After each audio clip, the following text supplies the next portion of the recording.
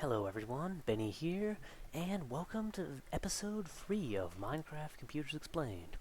For people who happen to be new to this series, a couple of things you might want to know in advance. First off, this video series is purely about explaining computers. If you want to actually build one, you should look in my Building a Minecraft Computer tutorial series, which you'll be able to find in my channel. Now, also, if I end up referencing any video numbers, that's referencing videos in that series, not this series. And I think that's everything. So, let us begin today's topic, which is the decoder. Now, in video 11, I talked all about how to build a decoder, and how you can wire that up to memory to use it as a control system, and all that great stuff. But, well, there's a bit of an issue with that. Well, not really an issue so much as that, well, the decoder was an interesting topic compared to the rest of the stuff in my computer series because I never had an explicit video going over how to build a decoder. Like, in all of the components before, like, I had a video going over how to build a D flip-flop and how to build an adder. And I had all these videos leading up to it, so people, this is like the first component that people have been truly in the dark about in the series, because I never explained it, and I guess that is my fault, so I guess I should apologize for people who really wanted to, but I figured it would be best located in this series. So, anyways, with that, all that out of the way, well, first I think a good place to start with explaining decoders is our analogy land, because in the last few videos in this series, I have been talking about this analogy. This analogy talks about how everything in the computer can be likened to something that occurs in a city, like, for example, serial buses. They can be likened to, say, a real bus. Information travels along the bus, has all these bus stops you can get off at, i.e. RAM, and then they can get onto serial buses from the bus stops, which is RAM, in case you didn't catch that earlier. And then, all those good times, then we have our bus stops, which are RAM, and I know I said that 3 times, so I'm sorry. And there's also other places like registers, which are like taxis. You can ride the taxi to one specific location, the one place you want to go without having to go through all the bus stops to get there. You have the AOU, which was sort of likened to an office building. I'm still debating on whether I should do a full-on video about the AOU, but I think I'm going to save that for later in the series. I'm still shaky on whether or not I'm going to do it at all. But anyways. So for people new to the series, that's basically what the analogy has been so far. That's how it's all led up to. So now, what's a decoder if we're doing this big city analogy? Well, it's sort of like, let's say, a phone book. Because, let's face it, I know the phone book's becoming more and more obsolete, but let's pretend we're living, like, in the 1980s or something, before cell phones were really the big thing. You had all these addresses and stuff you could just put in your phone and get them back out by the touch of a button. And no. This is the type of days where speed dial was the coolest technology around and stuff. This is old stuff. So, anyways, if we're living in this era, if we wanted to call someone, I mean, unless you call them, like, every single day, chances are you probably didn't remember their phone numbers. Even today, unless you really call some number a lot, you probably don't have it memorized. Because, I mean, it's just inefficient to remember the number. It's a whole bunch of information. You have all these numbers with no pattern or order, and it's just hard, you know? It's hard to remember phone numbers. And excuse my cough, I'm sorry, I'm a little sick right now, so I might be coughing. I apologize. But, so, it is really hard to remember phone numbers, and that's why we have the phone book, we can just remember their name, because, I mean, hey, I mean, if we have anyone we care about, it's pretty easy to remember their name. They might be named something like Joe, and they might have a last name to go with it, like something like Biden. So, if we have our friend Joe Biden, chances are we don't know Joe's phone number. So if we want to call Joe and ask him, like, "Hey Joe, what's up? What you been doing for the past 4 years?" Oh, nothing. Dang, that's lame, dude. You should have done something. So if we wanted to call up Joe Biden and tell him all about that, and then have him get really pissed off and hang up on us, but we won't talk about that. What we do is we go to the phone book, and our little computer city is an information perfect world. So all information is available. There is no information hidden. There's no being able to be listed out of phone books or anything like that. So, if we want to call Joe Biden, we just flip for the phone book, find his name. Hey, there's Joe Biden. Let's call him. So we find Joe Biden's phone number, and we can use that to call Joe Biden, and then have this really short phone conversation where he hangs up on us. But the point is, we can call him if we wanted to in this information perfect world, and that's what a decoder does. It works like a phone book. We don't really have to know specifically everything about the memory address. We don't need to know its memory number. We just need to, the RAM. We just don't have to know its memory numbers. We don't have to all know its technical information about it. We just have to know its name, and we conveniently call it RAM 0 and RAM 1 and RAM 2 and RAM 3. And I know I did not talk about that in video 11, but we officially have given our RAM names. So we can just look it up by name. So here is one of our decoders. This one works specifically for writing information. So if I wanted to find the decoder, I'd put in its number.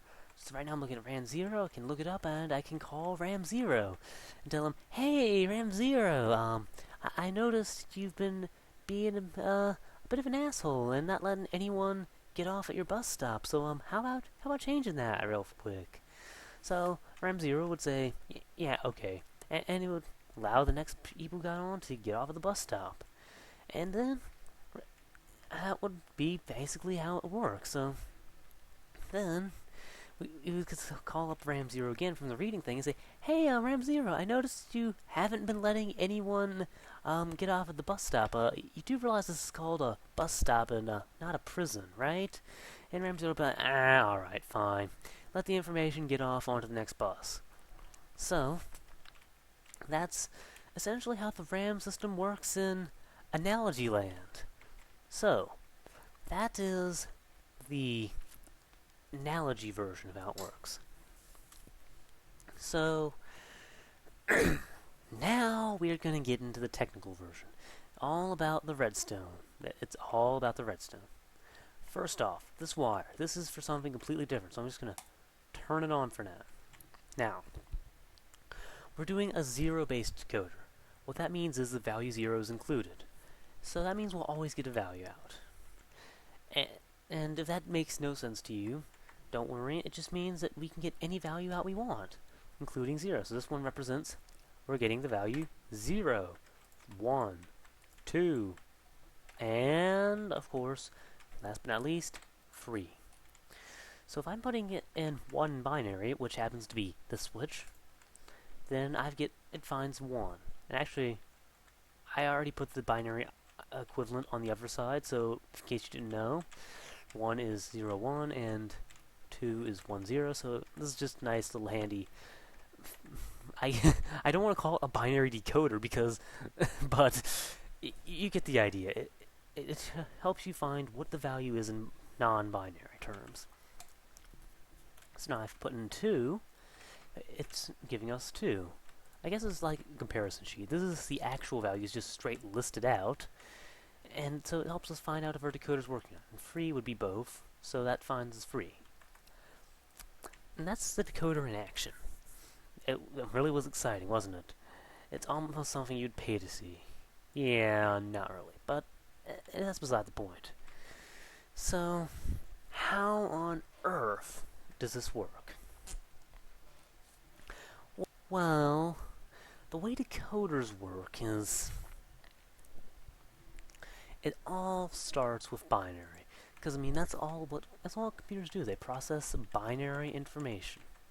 So we're gonna have to go back to a concept we explored in video 3, which went into a relatively short explanation of, which was how binary works. In fact, I already have my setup from video 3 over here. Yeah, there's like all the stuff from all the iterations of videos and by building computer series. So you have all the happy memories, and if you wanted, but this isn't a time for reminiscing. So I'm just going to shorten the wires to make this go quicker. So I'm just going to do 2 long wires. And the only reason I'm doing 2 long is... no pun intended, jeez. But the only reason I'm doing 2 long is because it doesn't leave a dot. So you remember how to decode binary in terms of numbers? It's just starting at 1, just keep going down the line, just doubling the last value.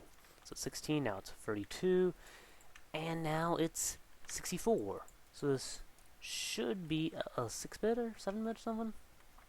Something along those lines. 1, 2, 3, 4, 5, 6, 7. Okay, this is 7 bits, apparently. Even though it doesn't make much sense. 1, 2, 3, 4, 5, 6, 7. Okay, that doesn't make sense to me because 8 bits is supposed to be 256, but...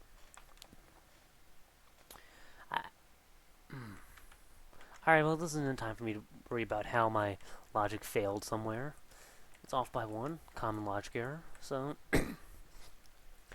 basically, if I wanted to... Actually, let's just start with counting in reality. If I wanted to count in reality, I start at 0. I go 0, 1, 2, 3, 4, 5, 6, 7, 8, 9, 10.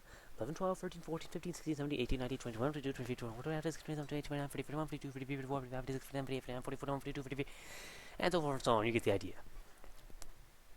Number one I can count is 1, 2, 3, 4, 5, 6, 7, 8, 9, 1, 0, 1, 1, 1, 2, 1, 3, 1, 4, 1, 5, 1, 6, 1, 7, 1, 8, 1, 9, 2, 1, 2, 3, 2, 4, 2, 5, 2, 6, 2, 7. See the idea? Basically, instead of having an explicit name for every possible number combination, I'm just listing off the numbers. That's how most people read binary, because we don't really have explicit names for the binary numbers. So we just sort of just call them by the numbers that make them up. Which is why you end up hearing things read out as 1, 0, 1, and so forth and so on. Some really weird, complicated binary jargon that no one understands, truly. But that's beside the point. Anyways, so, if we wanted to count like that, in fact, let's just explore this. If I count from 1 to 10, I know that there's a total of 10 numbers between there. If I count from 1 to 100, but there's no, 1 to 10 only has 2 places. There's the 1's place and the 10's place. So there's 2 places and a total of 10 combinations. Now, if I have a 100's place, that's 3 places. But there's a total of 100 combinations. And if I have 4, at 4 places, that's 1,000. There's 1,000 combinations. I mean, you're like, yeah, duh, that's easy. My like 2-year-old son can figure that out. And yeah, I know, that is simple. But there's also a mathematical correlation. And I'll even pull up a calculator to go alongside, even though... Actually, that's kind of pointless because you're not going to be able to see the calculator. But you know what, I'll do it anyways, just to prove to myself that it's working, I guess. So, if I start with the number 10, and I hit the raise to a power, not square, but just raise to a power. If I raise it to the second power, then I end up with 100. And we do have to do 1 less than the number we're counting to, because of the way the calculation works. So I tend to the third power, that's 1,000. That's 4 places. So 1 less than the number of places. So this might seem really weird to you, and actually probably doesn't seem weird to you at all. I don't know what I'm talking about. I'm not to the binary part yet. That's when it should seem really weird to you. But hang on, I'm gonna pull up my calculator again. I know this is completely pointless, but I'm tired, so I don't care. But this is an interesting little pattern. This is, if your math teacher didn't go over that, and they probably didn't. This is why exponentation, the 10, which is known as the base, because it's the numerical base that it's going through. We count in base 10. So if we raise it to the number of places we want in that base, then we get out the appropriate number. If we want 3 places, and if remember, this is exclusive of the final digit. That's why we do end up being one less than. This is exclusive of 10. If you're doing two places, it's exclusive of the 10, so really you're raising 10 to the first power. So, anyways, if all that mathematical jargon didn't make sense to you, that's really okay. It's somewhat irrelevant. But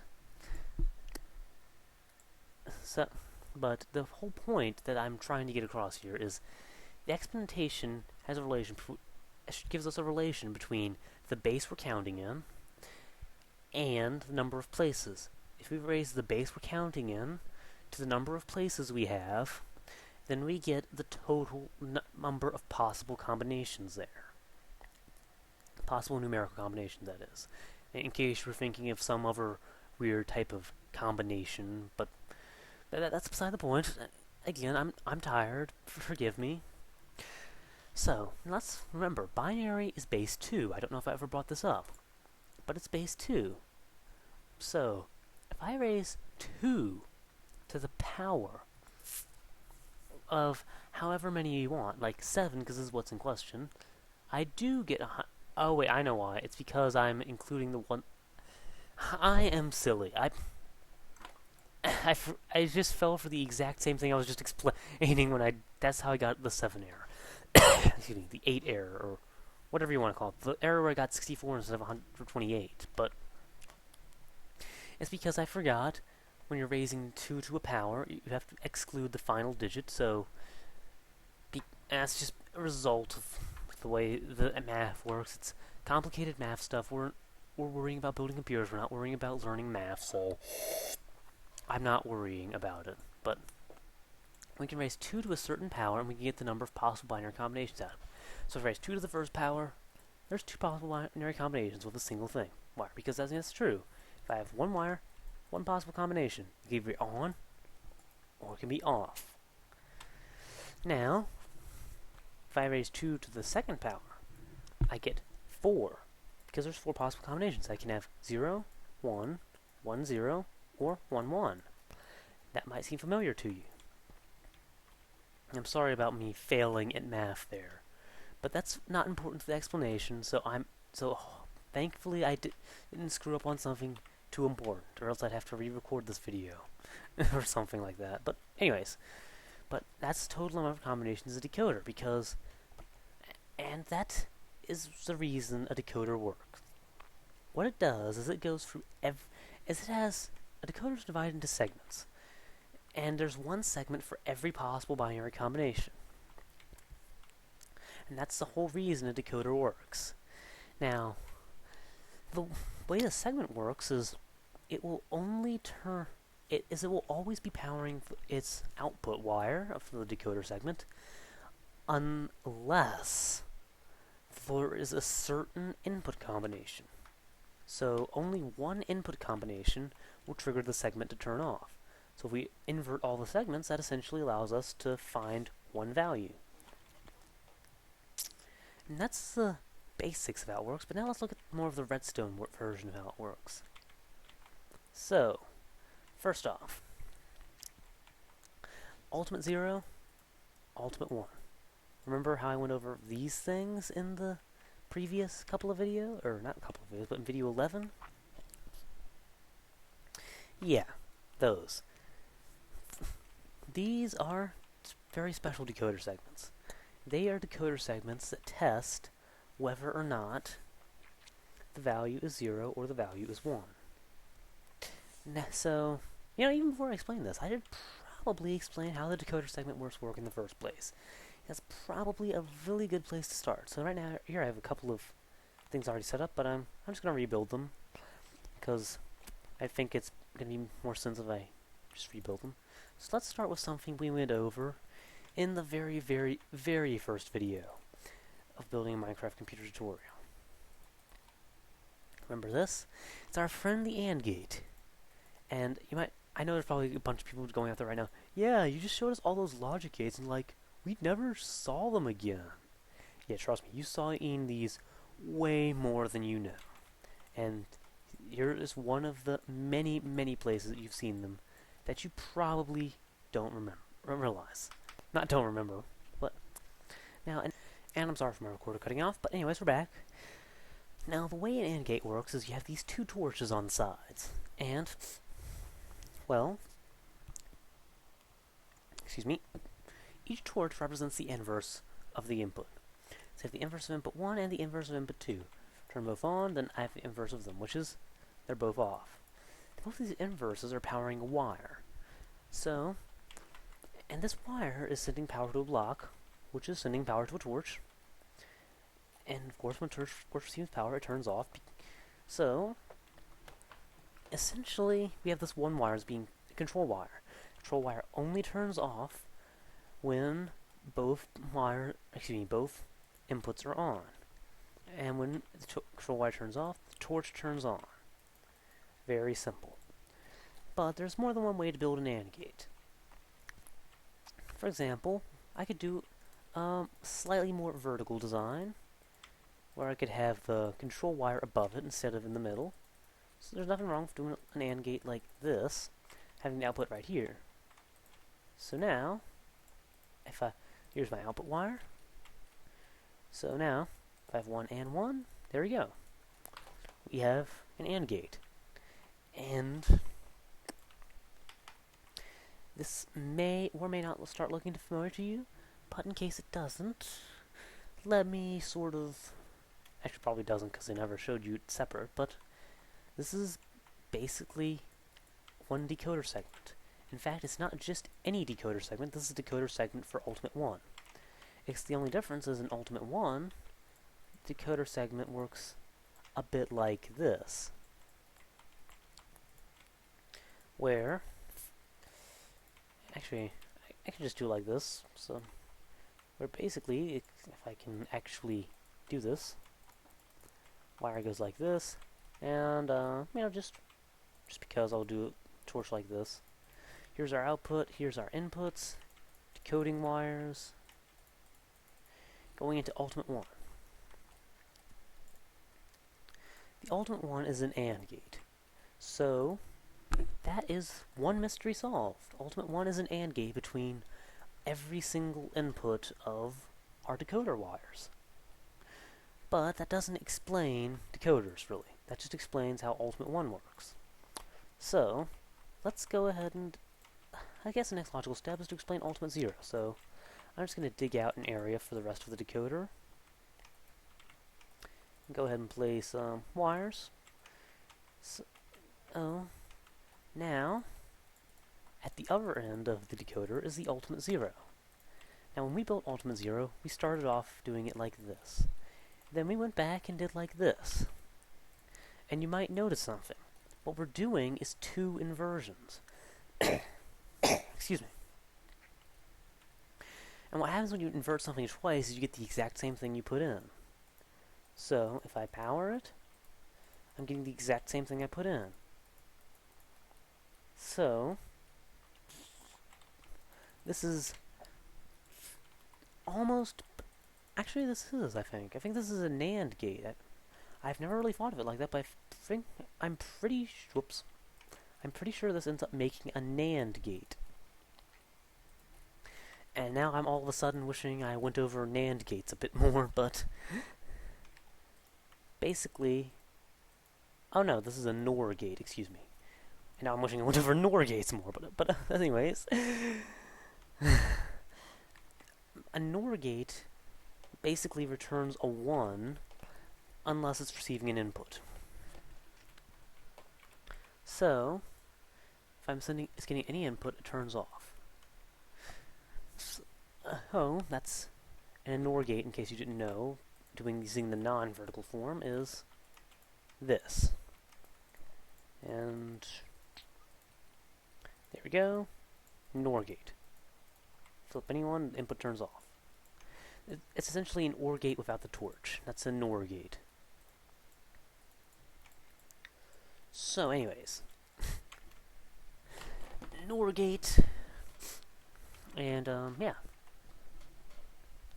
So, but we can't really keep thinking of this in terms of logic gates at this point because, I mean, if we do, then we run into the issue of some of these do not follow any logic gate pattern whatsoever. So let's start thinking of them in terms of non-logic gates. Let's start thinking of them in terms of more of the redstone. So really, the way this works is there's a control wire. Control wire in terms of the torch turns off. There's power to the control wire, and what the decoder finds is a condition where there's no power. So, how does the control wire receive power? If a torch is on, right? So, when does the torch turn on? Well, we can control how torches turn on with wires. So, by using a combination of the inverse and the non-inverse, we can essentially list out every possible binary combination in terms of these two components. The inverter and I guess you could call it the non-inverter. What I like to call them when I'm doing decoders is I call the inverter D1, and the thing that just passes the value straight through, D0. So, that's just my simple way of explaining things, or figuring things out. So, that is how these things work. There's D1s and D0s. Ultimate 1 has 2 D1s, Ultimate 0 has 2 D0s. And, so like these are like decoder components of decoder components. So, it's a little more abstract, I'm sorry, but they essentially just figure out what to do with the value, whether to pass it up or not. And the torch will send power to the wire, and the torch, at the end, the wire will only turn off if all the torches powering it turn off. And that's the theory that ultimately lets us build the decoder. So if I go ahead and finish this, then I need to test the next possible combination. So right now I need to decide what's my ones place, what's my zeros place. I'm going to say this is my ones place. So my zeros place, so if I have a 1 in my zeros place and a 0 in my ones place, which I know is a little backward sounding, I need a D0 and a D1. If I have this wire, then basically this has the inverse of D1, so the only time it's going to not work is now. And the reason it's not working is because I flipped the wrong switch. So I flipped this one, because this is the one that's inverted, it turns it off. So, I guess a simpler way of thinking of it is, the wire only turns off if all the wires that are plugged into the inverters, or D1s, have power, and all of the wires that are plugged into the non-inverters, or D0s, are off. So, there's a lot of ways of thinking of it. That's why this is one of the more difficult things to explain. But, anyways. So there's only one more possible combination that hasn't been tested yet. If I don't have one, and I do have one, the one I screwed up on before. So, do this, I do D0, D1, like this, send power, and there we go. Now, what I effectively have is a fully working decoder. It finds binary values based on, well, binary numbers. And you can expand this out to include as many possible digits as you want, it might not seem really painful to figure out every possible combination.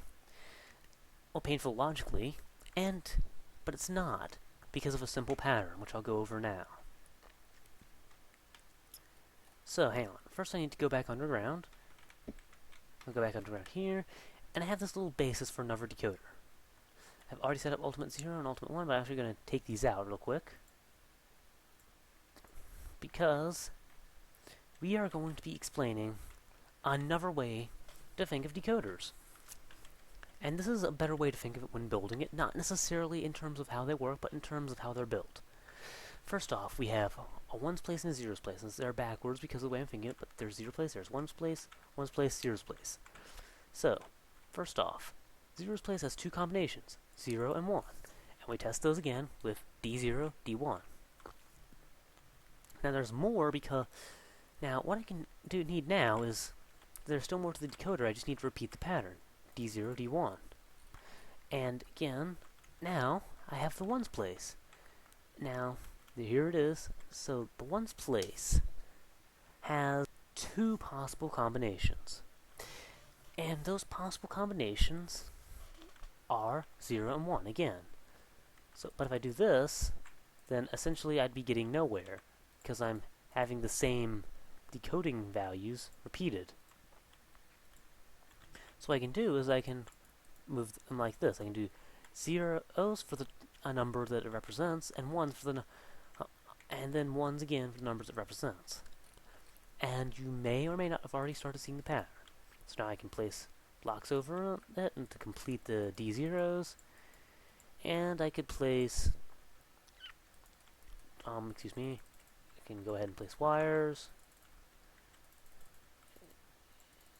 and then power, and again, fully functional decoder. So, you may or may not have seen the pattern, but it's a little hard to see with 2 bits, so I'll go with 3 bits, and I'm not going to build the full decoder for it, but I'll just do the torches, because that should get the point across. So now, first off, we'll need 1 block for the 1, 2, 3, 4, 5, 6, 7, 8 if we're doing E. Then 1, 2, realistically you have these 1 more back, but again I'm not completing it, so it's not relevant. So now I have our grid set up. Now, how do we determine the number of these? Well, we need, in this direction, we need 1 for each of the places, so there's 3 places, 1 for each place, and here we need 1 for the total number of power. The reason this works is the same mathematical principle before. We need this way for exponent, this way for base, this way for the result of the exponentation, and our base, which is 2, is sort of like the mystery value. But we already always know it's 2, so it's not mysterious at all. It's like the secret service. It's hidden, but everyone knows about it. But that's enough about that. I have no idea what brought that up. So, anyways, let's set up our 0 value. I'll set it up right here. 0. So, now this is our ones place, so again, we do the pattern. We do and actually I guess I should explain the pattern I'm going for before I build it, because it'll make it easier to understand. If I do 0, 1, 0, 1, 0, 0, 0, 1, I'm essentially going through every possible combination of 1s over and over again. When you're like, well, dude, that's completely pointless. And normally it is, but what it does is if you do this in a certain pattern for every single place, it ends up getting you every possible combination. It's a kind of a neat principle. So, you start with, so for the ones place, you figure out the number it represents, and you count the number of torches you place. Every time you get to that, you invert the type you do. So you start with the zeros. Now I've counted 1 0 torch, so I invert and go to the ones place. 1 torch, and I count to the zeros place. And this is a little tedious for this one, but it creates a pretty distinct pattern, so you should have to not think about it soon enough. So there. Now this is the 2's place. So there's 1 2, invert 1 2, invert 1 2, invert 1 2, and we just the 4's place, because remember it's in binary. 4's place, 1 2 3 4, invert 1 2 3 4, and invert. But we're already done. So this probably, maybe not, but probably looks like a completed decoder to you, because it is. You have just tested every possible combination successfully using a simple pattern.